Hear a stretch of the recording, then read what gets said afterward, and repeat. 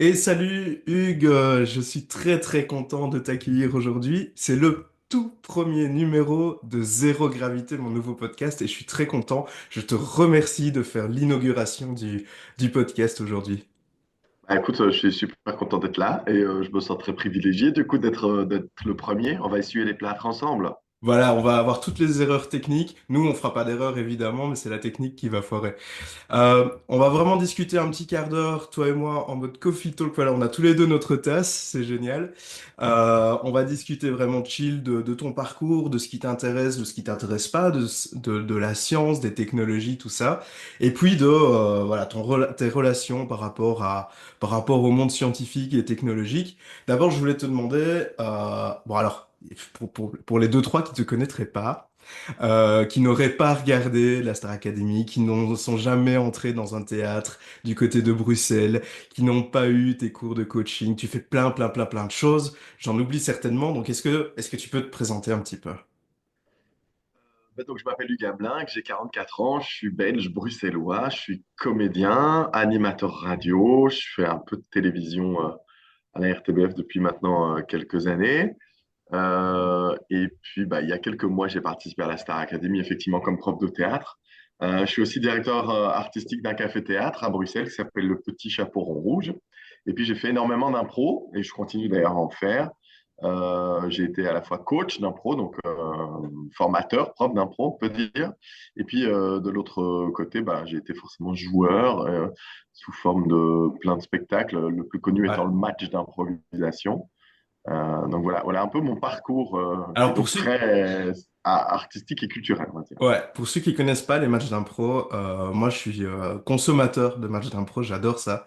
Il y a des équipes absolument partout, plutôt amateurs ou plutôt professionnels, et je vous recommande vraiment d'aller voir des matchs d'impro. C'est toujours une très bonne soirée. Par définition, on ne sait pas ce qui va se passer, et c'est ça aussi qui est génial, c'est de voir toutes les interactions entre les joueurs, les jouteurs, et puis même parfois l'arbitre qui est plus drôle que certains joueurs. C'est vraiment des soirées extraordinaires. En tout cas, je m'amuse toujours beaucoup, peu importe quelle équipe je vais soutenir. Donc l'impro, allez-y, les yeux fermés. Il y en a tout Je près de chez vous. valide. Ouais, bah évidemment. Évidemment. Donc ouais, plein de choses dans le domaine culturel et artistique.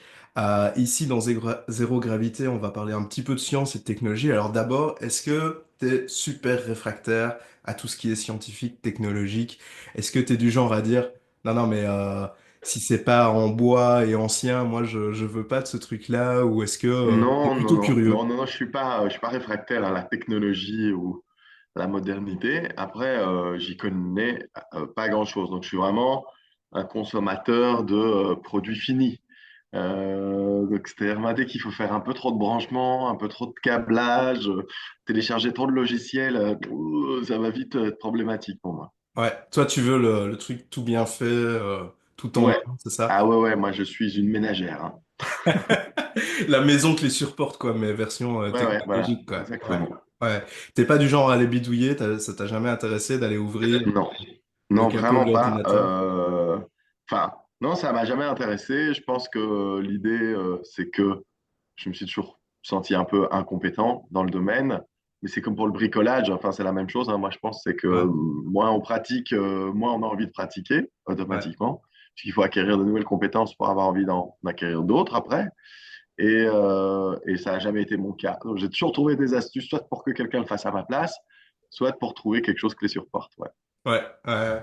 Donc, du coup, ouais, comme tu dis, t'as des gens autour de toi qui sont capables d'aller réparer et trifouiller dans les méandres de la Oui, oui, technologie. oui, parfois. Et puis sinon, sinon, on se passe peut-être de certaines choses, je crois, parce qu'il y a évidemment beaucoup de choses qui ne sont pas nécessaires en fait au quotidien et donc Ouais. dont on peut se passer. Mais voilà. Après, moi, quand je vois des nouveautés technologiques, je les trouve généralement plutôt fascinantes. Mais voilà. Il y a un gadget technologique dont tu pourrais pas te passer? Si on parle du smartphone comme un gadget technologique, ouais, aujourd'hui, moi, je suis complètement toxicomane, tu vois. Je l'ai en main du matin au soir. Les Ouais. réseaux sociaux m'occupent beaucoup.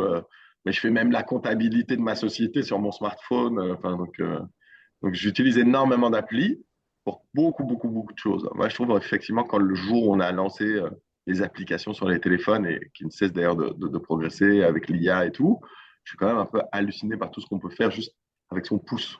Ouais, c'est dingue, hein. C'est hallucinant, comme tu dis. Ouais, ouais, Je suis aussi gros consommateur de plein d'applis. J'aime bien en tester dans tous les sens. Et, euh, et très souvent, je me dis, mais comment ils ont fait ça, quoi? ouais, C'est vraiment génial, en général. Mais ouais, au bout du pouce. Et du coup, toi qui es dans un domaine culturel, dans un domaine, voilà, artistique, euh, c'est quoi la vision de l'artiste par rapport à tout ça? Je veux dire, y a pas un... Tu sais, le cliché, c'est un peu d'opposer parfois la science et l'art. Moi, je suis pas du tout d'accord avec ce cliché-là, hein, à titre personnel, mais il y a le cliché parfois de se dire, bah ouais, si t'es artiste, t'aimes pas le côté scientifique, et puis de l'autre côté, tu sais, c'est un peu cerveau gauche, cerveau droit, quoi. ouais. Toi, tu penses que les deux peuvent coexister dans une œuvre, Oui, Ouais, oui, ça, je pense. Je pense complètement que les deux peuvent coexister. Je je pense pas qu'il faut les opposer de façon systématique. Par moment, ils peuvent par moment, ils peuvent s'opposer. Moi, c'est certain que quand je vois ce que l'intelligence artificielle est capable de faire, je me dis que on finira par plus avoir besoin de comédiens, tu vois. Et donc forcément, ça ne me plaît pas. Mais même, c'est pas juste des comédiens. On le voit ces derniers jours avec l'intelligence artificielle qui fait des dessins à la manière du studio Ghibli, des trucs dans ce genre-là. Enfin, ça pose des questions éthiques, ça pose des questions euh, plus largement même idéologiques, philosophiques sur ouais. est-ce que je peux me réjouir de la création d'un ordinateur qui fait jamais qu'aligner des 1 et des 0 pour créer quelque chose. Du coup, est-ce que c'est encore une création? Enfin, j'en sais rien, je sais pas. Ça, c'est vraiment des questions ultra intéressantes et qui sont complètement philosophiques. Euh, Ça veut dire aussi, est-ce que l'art et la culture, c'est juste un produit de consommation ou est-ce que c'est autre chose? Donc ça pose plein de questions comme celle-là. Après, que la science soit au service d'un objet culturel, ben oui, moi je suis pas contre. Je sais qu'il y a déjà eu, je peux prendre des exemples comme ça qui me traversent l'esprit, mais des, des, des grands ballets dans des opéras où on a fait danser un robot au milieu de vrais danseurs, par exemple, c'est bah, Allez! esthétiquement, artistiquement, c'est joli, quoi, tu vois. Ouais, Mais, enfin, joli. Joli, c'est pas toujours le mot idéal quand on parle d'art, mais ce que je veux dire, c'est que c'est pas un problème. Moi, j'ai fait une école de théâtre qui était basée sur le corps et où on essayait quand même de déterminer un certain nombre de règles. Quand on détermine des règles, on rentre d'une certaine façon dans les lois scientifiques un peu. Donc, ouais. T'as fait du théâtre scientifique, quoi. T'es en train de raconter que... C'est super bon, rigoureux, c'est ça? C'est vraiment une méthode. C'est une méthode bah, en fait, particulière que tu as moi, j'ai fait suivie? une école de théâtre qui suit la pédagogie de Jacques Lecoq. Jacques Lecoq, c'est un théoricien du théâtre français qui a créé une école qui s'appelle l'École internationale Jacques Lecoq à Paris, et puis qui a Ok. fait des petits, il y a des écoles Jacques Lecoq un peu partout dans le monde. Le gars, il vient du monde du sport, de haut niveau. Il était perchiste, il faisait du saut à la perche. Et puis, il a rencontré le théâtre un peu sur le tard. Mais ça a été une véritable révélation pour lui.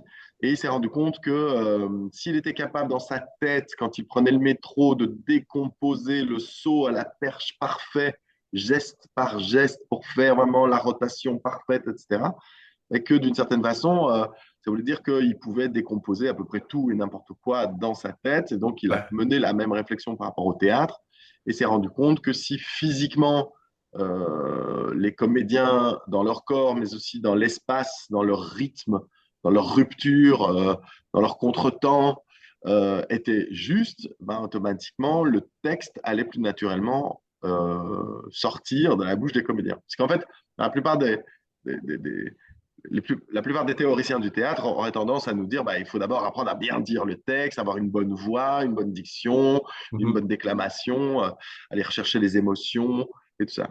Bah, lui part presque du contraire. Il se dit postulat de départ d'abord, il faut que physiquement je sois OK, et alors après, peut-être, on mettra du texte. C'est un peu une façon différente de le faire.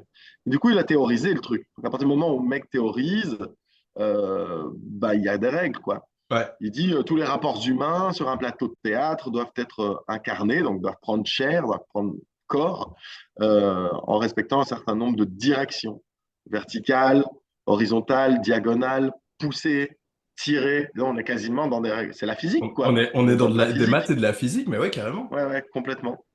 Que donc, bah, un couple qui se dispute va à la fois être en train de se repousser et va être en même temps en train de s'attirer l'un dans le camp de l'autre en apportant des arguments, des contre-arguments. Enfin voilà. Et donc il a fait un petit schéma comme ça qu'on peut retrouver dans son bouquin qui s'appelle Le corps poétique et dans lequel on voit, il fait une sorte, comment il a appelé ça?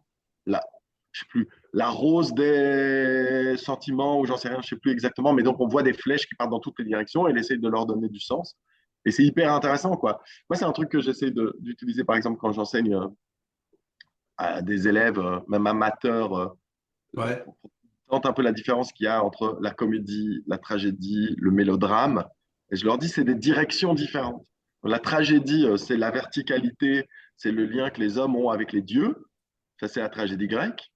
La diagonale, c'est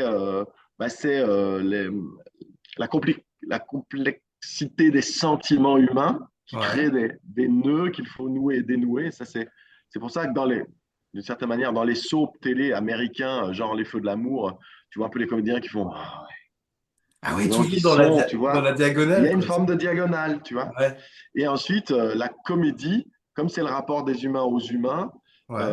on est sur une forme d'horizontalité. Si on regarde le déplacement de Harlequin dans la Commedia dell'arte, Ouais. il se déplace de cette manière-là. Donc voilà, La c'est le démarche genre de de truc qu'il a Chaplin, dit. un peu très dans Ouais, exactement. Chaplin, l'horizontalité. il est aussi dans une forme d'horizontalité C'est aussi. ça. Enfin, voilà. Et c'est absolument fascinant quand tu l'expérimentes de te rendre compte que c'est vrai. Alors après, comme toutes les lois, elles doivent être transgressées, C'est ça. réinventées, bien entendu, mais dans une méthodologie d'apprentissage, donc bien comprendre que quand on enseigne le théâtre, ce que l'on fait pour apprendre n'est pas forcément ce que l'on doit faire comme produit fini Ouais, ensuite dans ouais. sa carrière de comédien, quoi. On apprend, donc on décompose l'apprentissage, et puis une fois qu'on a acquis, on se libère des acquis pour inventer d'autres choses, quoi.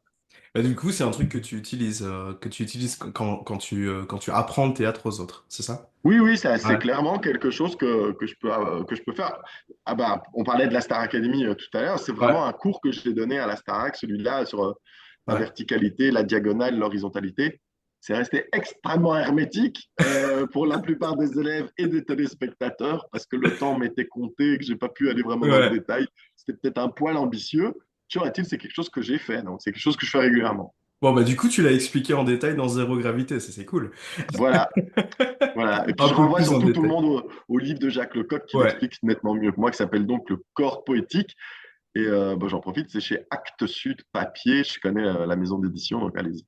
Excellent, excellent. Écoute, puisque tu es en train de citer justement un livre que tu recommandes, est-ce que toi-même, le petit moment auto-promo, il y a des choses qu'on peut faire pour te suivre, pour suivre toutes tes aventures, parce que tu fais tellement de choses. Je t'avoue que moi, quand je regarde tes infos, il y a tellement de trucs, je suis parfois un peu perdu. T'as tellement de Aussi, casquettes différentes. T'as tellement de casquettes différentes. Qu'est-ce que les gens qui nous écoutent aujourd'hui peuvent faire pour être sûrs de rien rater? bah, le mieux, c'est vraiment de me suivre sur mon compte Instagram parce que c'est là que je donne le plus d'informations le plus régulièrement. J'ai un peu délaissé Facebook ces derniers temps, même si, bon, en fait, il y a pas mal de publications qui sont en commun. Ouais. C'est vraiment là que vous allez retrouver tout. Après, si vous voulez être dans l'hyper concret, vous pouvez m'écouter à la radio sur Vivacité tous les jours de 14 à 15 heures en semaine et le samedi matin de 9 heures à midi pour une émission qui s'appelle Nos chansons ont une histoire, dans laquelle on raconte les histoires des grandes chansons. C'est une émission que je fais avec Bruno Tumers. Ça, c'est pour la radio. Côté café-théâtre, le café-théâtre, c'est le Petit Chapeau Rond Rouge. Il est à Etterbeek, à Bruxelles, à côté du Bruxelles. rond-point Ouais. Montgomery, dans l'enceinte du collège Saint-Michel pour les gens qui connaissent vraiment bien Bruxelles. En ce qui concerne mon one-man show, ça s'appelle Un faux air de Hugues Gamelin, qui est en tournée un peu partout en Wallonie et à Bruxelles et même en France. Je viens de terminer une série de dates à Paris. Je vais jouer à Lille au mois de septembre. Et ben là, pareil, tout est sur mon Instagram. Il y a un Ouais. Linktree avec toutes les dates pour réserver. Je vais jouer à Mons, à Charleroi, à Liège, à Tournai, à Maucron, à Eupen, à Verviers, à Rebec. Excellent. Et Un puis, agenda bien rempli là. voilà, je peux continuer pendant des heures. Écoute, on va couper là. On va laisser les gens tester leur verticalité, leur diagonale et Ben leur voilà, horizontalité. Mais en tout cas, bah, le rendez-vous est pris du coup pour ton one-man show, tes émissions en télé, en radio et ta page Insta. Et écoute, Moi, j'ai vraiment envie de te remercier parce que tu nous as donné une leçon de théâtre en même pas 10 minutes qui m'a juste donné envie d'aller voir un autre match d'impro et de repérer cette verticalité chez les gens ou cette horizontalité quand ils sont dans la comédie. Donc, merci beaucoup. C'est super Bah, avec grand intéressant. plaisir. Et je te dis à bientôt pour d'autres aventures. Et puis je souhaite je donne rendez-vous plutôt à nos auditeurs pour le prochain numéro. On va continuer dans le monde de l'art avec un artiste japonais qui vit à Londres et qui justement travaille sur les concepts de l'existence. Qu'est-ce que c'est l'existence? Et est-ce que via l'art ou la science, on peut apporter un petit élément de réponse? Intéressant, ça. En attendant, à bientôt Hugues, merci beaucoup et Salut je te souhaite Arnaud. une bonne journée. Ciao!